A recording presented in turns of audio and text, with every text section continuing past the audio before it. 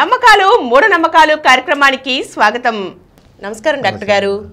ఆత్మ శరీరాన్ని విడిచి వెళ్ళిపోవడమే మరణమని, అది ఇంకో జీవిలోకి మళ్ళీ ప్రవేశించడాన్ని, బయటకు రావడాన్ని జన్మని అంటారు. ఇలా మత గ్రంథాల్లో ఆత్మల గురించి తెగ రాసేస్తూ ఉంటారు. అలాగే ఎవరైనా చనిపోతే రెస్ట్ ఇన్ పీస్ అంటారు. అంటే ఆ ఆత్మకు శాంతి చేకూరాలని, అది స్వర్గాన్ని చేరుకోవాలని రకరకాలైన కార్యక్రమాలు, పూజలు నిర్వహిస్తుంటారు. దీని గురించి మీరు ఏమంటారు డాక్టర్ గారు? ఒకటమ్మా, ఆత్మ అనేది లేదు. మొత్తం ఆత్మ అనేది కేవలం మనిషి ఊహల్లోంచి, కల్పనలోంచి వచ్చింది. అంతేకాదు, ఈ ఆత్మ అనేది ఒక రకమైన భయం నుంచి అనొచ్చు, అజ్ఞానం నుంచి అనొచ్చు, లేకపోతే మానసిక ఉపశాంతి కోసం అనుకోవచ్చు. ఉపశాంతికి కూడా ఇప్పుడు మనిషి చనిపోయాడు, చనిపోతే అయ్యో చనిపోయాడే బాధ, ఏ పర్వాలా, ఆత్మ ఈ శరీరానికే మనగా ఆత్మ మరణం కాదు కదా. ఇతను మళ్ళీ మన ఇంట్లోనే ఇంకొక శిశువు జన్మ పుడతాడేమో. అందుకే చాలామంది అచ్చం నీ నాన్న పొలిగారా, నీ తాత పొలిగారా, నీ ముత్తాత పోలిగారా అంటారు. అంటే ఆత్మలో నమ్మకం బట్టి వాళ్ళు మళ్ళీ వస్తారు, మళ్ళీ పుడతారు, మనంటే ఉంటారు, మనకేముంటారు, ఇంకో పిల్ల. అంచేతే అందుకని కన్ను మూస్తే మరణం, కన్ను తెరిస్తే జననం అంటారు. కన్ను మూస్తే మరణం, కన్ను తెరిస్తే జననం అని. అంచేత ఆత్మ శరీరాన్ని వదిలేసి వెళ్ళిపోవడం మరణం, ఇంకో జీవిలో ప్రాణం పోసుకుని రావడం జననం. దాంట్లో ఆత్మ వచ్చింది. ఈ రంగా ఆత్మ వచ్చింది. అందుకని అలాగే నువ్వు అన్నట్లుగా ఎవరిని మరణిస్తే రెస్ట్ ఇన్ పీస్. ఏది? సోల్. ఆత్మ సోల్. ఈ సోల్కి అంటే ఆత్మకి శాంతి కలుగుగాక. లేకపోతే ఆత్మకి శాంతి లేకపోతే ఇక్కడే ఇలా తిరుగుతూ ఉంటుంది. అది ఏమైపోవాలి? ఇక చనిపోగానే అది దేవుని దగ్గరికి వెళ్ళిపోవాలి. దేవుని దగ్గరికి వెళ్ళిపోయి ఆ పరమాత్మలో ఈ ఆత్మ విలీనమైపోవాలి. పరమాత్మలో ఆత్మ విలీనమైపోవాలి. విలీనమైపోతే ఇంకా చక్కగా హాయిగా ఉంటుంది. లేకపోతే ఈ ఐహిక బాధలు అంటారు. ఈ ప్రపంచంలో మళ్ళీ పుట్టి మళ్ళీ బాధలన్నీ ఎందుకు? ఎంత బాధలమయం, ఈ లోకమంతా బాధలమయం అని అనుకుంటారు. అంటే జన్మ వద్దు అసలు ఇక ఇవందరూ బాధలే. అందుకనే బైబిల్ ప్రకారం కూడా మనిషి పుట్టాడంటేనే పాపం చేసి పుట్టాడంటారు. బైబిల్ ప్రకారం మనిషి పాపం చేసి పుట్టాడంటారు. అందుకని ఏ పాపి అని వాడు సంబోధిస్తారు ఆ భక్తుల్ని. ఏ పాపి అని అంటే పాపం చేసి వచ్చాడు అంటే మనిషి పుట్టుక పాపం చేయబట్టి, లేకపోతే దేవుళ్ళే ఉండిపోయేవాడు. ఆత్మ అనేది అది హిందూ మతంలోనే కాదు, క్రైస్తవ మతంలో ఉంది, మహమ్మదీ మతం కూడా నమ్మకం ఉంది. కానీ హిందూ ధర్మశాస్త్రాల్లో ఆత్మ గురించి చెప్పినంత ఇక ఏ దాంట్లో చెప్పాల. ఇలా మీరు క్రైస్తవం తీసుకున్నకు యెహోవా ఒక మట్టి బొమ్మ చేసి దాంట్లో ప్రాణం పోసి ఒక ఊది జీవం పోసాడు. యెహోవా అంటే దేవుడు అన్నమాట. యెహోవా మట్టి బొమ్మ చేశాడు, పురుషుని బొమ్మ. అది మళ్ళీ ఆడబొమ్మ కాదు, పురుష బొమ్మ చేసి అని ఊదితే జీవం వచ్చాడు. తర్వాత ఆత్మని ప్రవేశపెట్టాడు. అంటే కొత్త ఆత్మను సృష్టించి పెట్టాడు. అక్కడ పురుషుడు తయారయ్యాడు. ఆ చేయడం మళ్ళీ ఇవన్నీ ఏంటి అయిపోయింది? చివరికి ఏం చేశాడంటే ఆ మనిషి బైబిల్ ప్రకారంగా మనిషి చనిపోయిన తర్వాత దేవుడి దగ్గరికి వెళ్ళిపోతుంది. దేవుడు మరి ఆత్మకు ఒకటి దేహము చేసినటువంటి పాపాలన్నిటికి ఆత్మ జవాబుదారీ. దేహం చేసిన తప్పులకి అంటే ఈ జీవుడు చేసే తప్పులకి ఆత్మ జవాబుదారీ. అంచేత భగవంతుని దగ్గరినప్పుడు, పరమాత్మ దగ్గరినప్పుడు ఆ దేవుడు అడుగుతాట, ఎందుకు నువ్వు ఇన్ని తప్పులు చేసావు? నీ దేహం ఎందుకు నీ తప్పులు చేసింది? నువ్వు జవాబుదారీ కదా, నువ్వు ఎందుకు ఊరుకున్నావు? మరి ఆత్మ చేద్దాం పాపం, మరి దాని జవాబుదారీ నోరు పూసుకుంటుంది. చాలా అమాయకురాలు ఆత్మ. ఎందుకు ఇలా చేసావు అంటే జవాబుదారీ చస్తుంటున్నది తిట్టుడిగా. ఇక్కడేమో ఇక మానవుడికేమో దాసోహం, అక్కడ దేవుడికి దాసోహం. ఆత్మ అంతే, ఇద్దరికి దాసోహం. ఇక మరి మనిషి ఎన్నో పాపాలు చేస్తుంటాడు కదా. అందుకని బైబిల్ ప్రకారంగా మనిషి చనిపోయిన తర్వాత ఆత్మ పరమాత్మ దగ్గర పోయి కూర్చుని వాడు ఎప్పుడురా నువ్వు పడుండు, మాట్లాడు, చేతులు కట్టు కూర్చో, నువ్వు పడుండు, నువ్వు ఈ లోకము అంతమీర్ధనమున నీకు నేను తీర్పునిచ్చుదును అంటాడు. ఈ లోకం ఎప్పుడంత దినం వస్తుందో తెలీదు. ఆ రోజు దేవుడు ఏం తీర్పిస్తాడో తెలియదు, యెహోవా ఏం తీర్పిస్తాడో తెలియదు. అంతవరకు పునర్జన్మ లేదు. బైబిల్లో పునర్జన్మ లేదు. కేవలం ఆత్మ ఉంది. ఆత్మ వెళ్ళిపోతే చనిపోయాక దేవుడు జరిగిపోతుంది. అక్కడ చేతులు కట్టుకుని అలాగా చూస్తూ కూర్చుండి ఎప్పుడు ఎన్ని యుగాల వాళ్ళు ఈ లోకం అంతవాలి అంతం రోజున, ఈ లోకం అంతము రోజున యెహోవా తీర్పునిచ్చును. అది ఆత్మకు తీర్పునిస్తాడట. నువ్వు ఎన్ని తప్పులు చేసి ఆ రోజు మరి ఏం చేస్తారు? నరకము సృష్టించబడును, అందులో అది ఆత్మకు శిక్షబడును అని ఉంటుందేమో వాళ్ళు చెప్పలేము.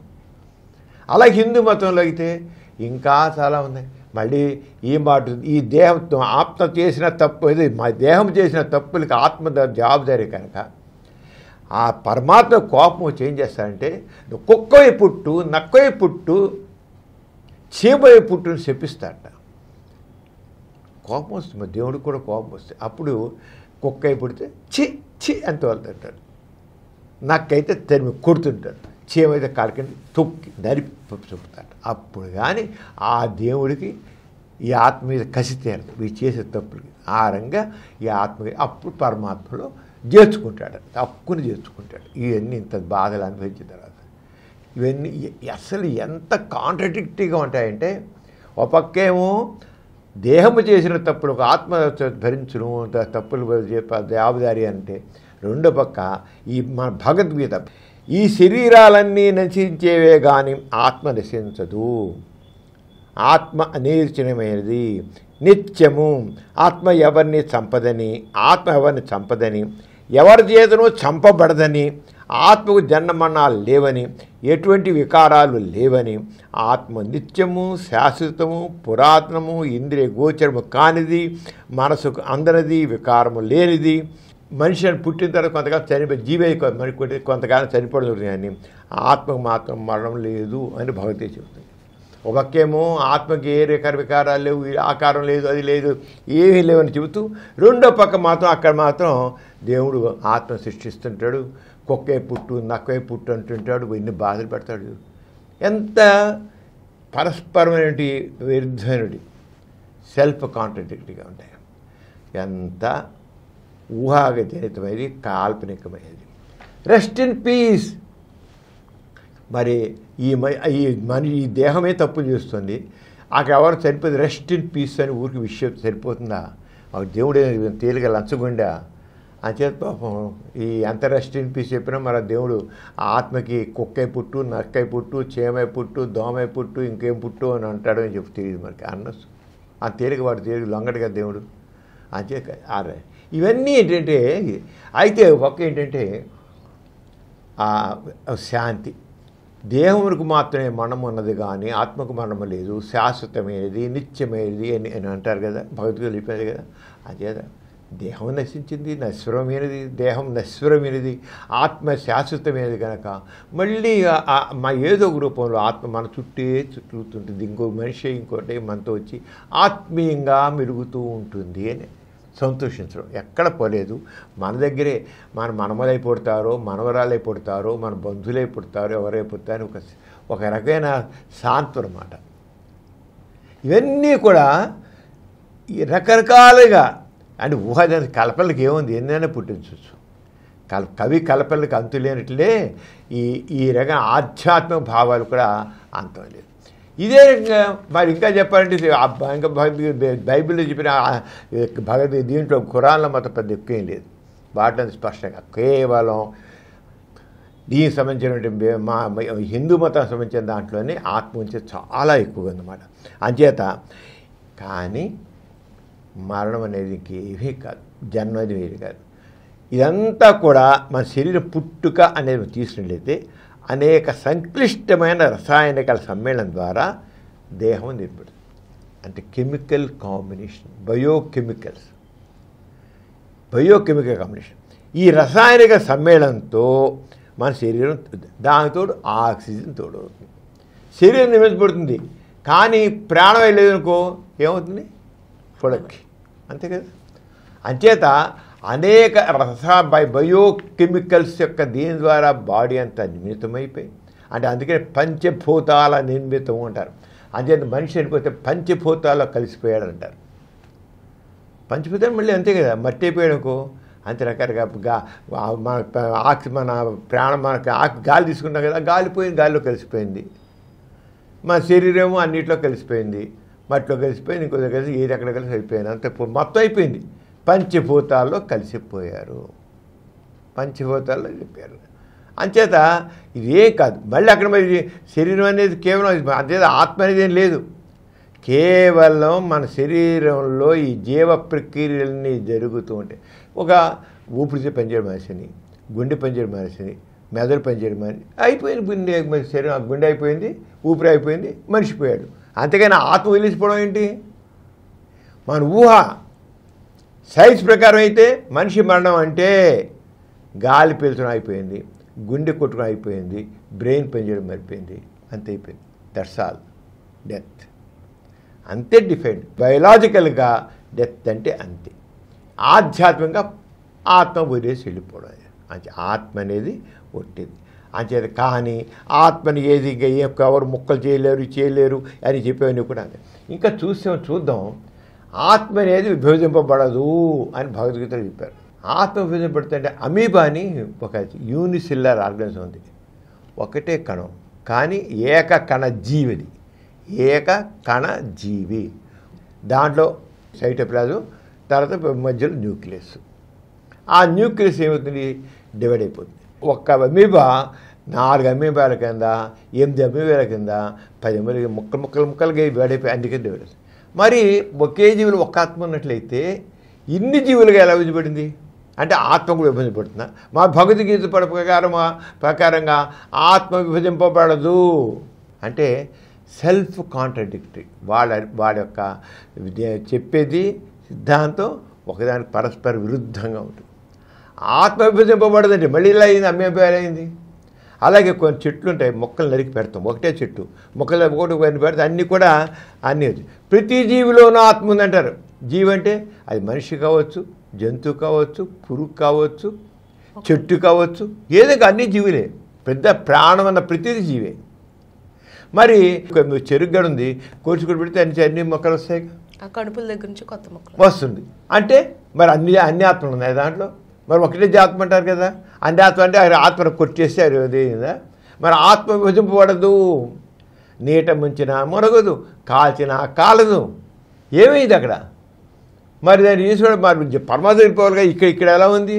నువ్వు చెరుకు గడ్డ నరికేస్తే అది చచ్చిపోయి వెళ్ళిపోవాలి, ఆత్మ ఇక్కడ రాకూడదు. మరి మొక్కలు బతుకుతుంది. అంటే ప్రశ్నించకపోవడం, ఆస్తికత్వంలో మనం ప్రశ్నించకపోవడం వల్ల వాళ్ళందరినీ పిచ్చోడు చేసి ఈ చెత్త సిద్ధాంతాలని చెప్తుంటారు. చెత్త సిద్ధాంతాలు అంటుంది నేను. ఆత్మ అంటాం, మాట్లాడుతుంటాం.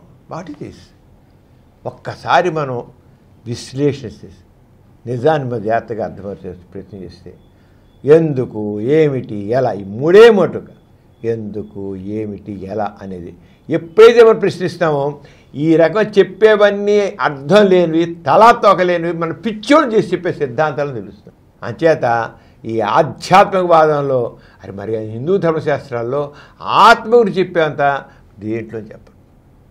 ఏ శాసనం బైబిల్ తీసుకుని ఉండదంతా, ఖురాన్ తీసుకుని ఉండదు, ఇంక జరాశ్రం తీసుకుని ఏది తీసుకుని ఎంత ఉండదు. కేవలం హిందూ శాస్త్రంలోనే ఆత్మ మీద కథలన్నీ నడుస్తాయి. దాంట్లోనే పరకాయ ప్రవేశం వస్తుంది, దాంట్లోనేమో పునర్జన్మ వస్తుంది, పునర్జన్మ వస్తుంది, స్వర్గ నరకాలు, దెయ్యం ఆత్మ శాంతించకపోయినట్లయితే ఇక్కడ దెయ్యమే తిరుగుతుంది మన చుట్టూతా. దెయ్యాలు అవుతాయి. ఏ మనిషి అయితే మనల్ని ప్రేమించారో, ఏ మనిషి మనం ప్రేమించామో, ఏ మనిషి ప్రేమించారో ఆ ఆత్మ శాంతి కలిపి మన చుట్టూ మన దెయ్యమే మనం పీడిస్తుంది. వాటి తీసి మా తల్లి ఒక బిడ్డల్ని ఎంతో ప్రేమగా చూస్తుంది. మరి ఆ తల్లి దెయ్యం అయితే మన చుట్టూ తిరిగి మనం పీడిస్తుందంటే అసలు ఎలా మనం దాన్ని విశ్వసించగలం? హేజప్ చేసి అది అంటే ఇక తల్లి అది దెయ్యమా అంటే కథల్లో ఎంత భయంకరమైనవి చూసుకో.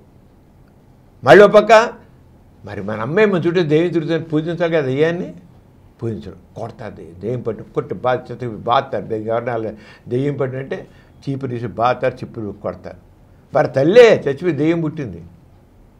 తల్లిని కొడతారా?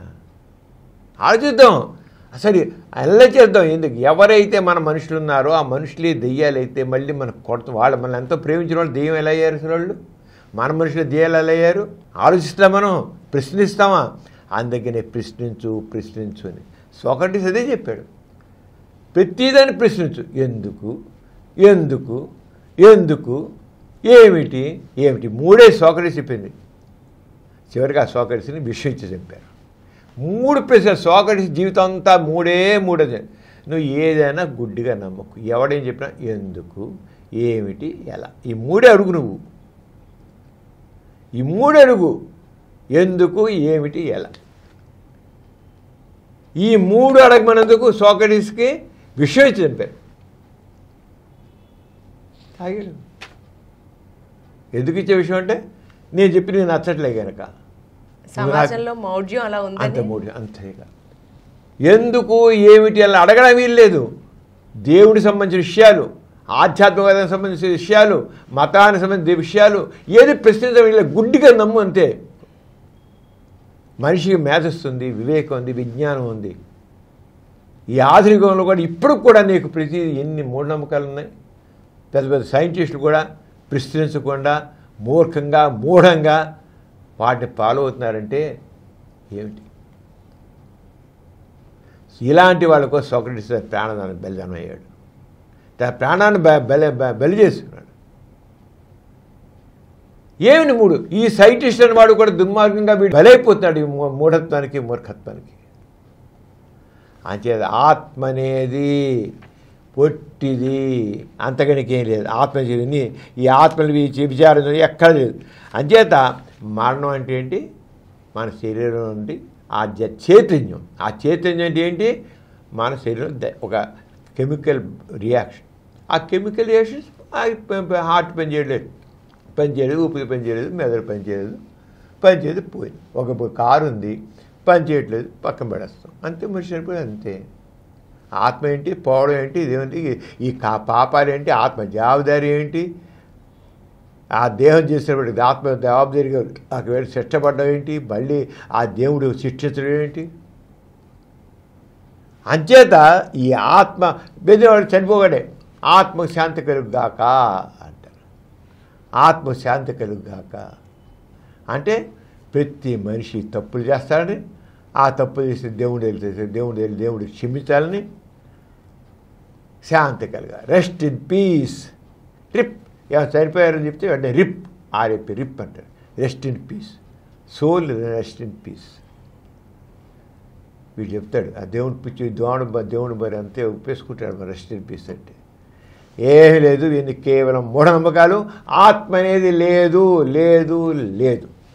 మనిషికి మరణం అంటే ఉండే భయాన్ని తొలగించడానికే తొలుత ఈ ఆత్మ అనే భావాన్ని ప్రవేశపెట్టారు.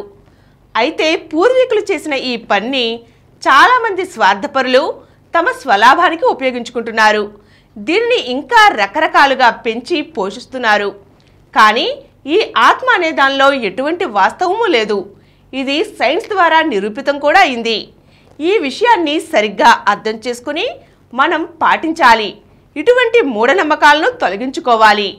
ఇటువంటి చక్కని కార్యక్రమాలకై మా గోరా ప్రగతి ఛానల్ను సబ్స్క్రైబ్ చేయండి. మా వీడియోస్ను తప్పక చూడండి.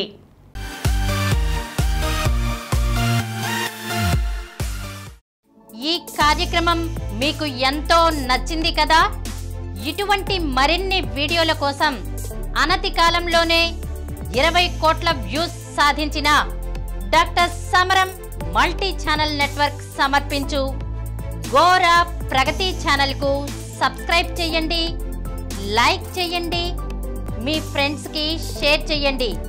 అలాగే ప్రక్కనున్న గంట సింబల్ని ప్రెస్ చేయడం మర్చిపోకండి.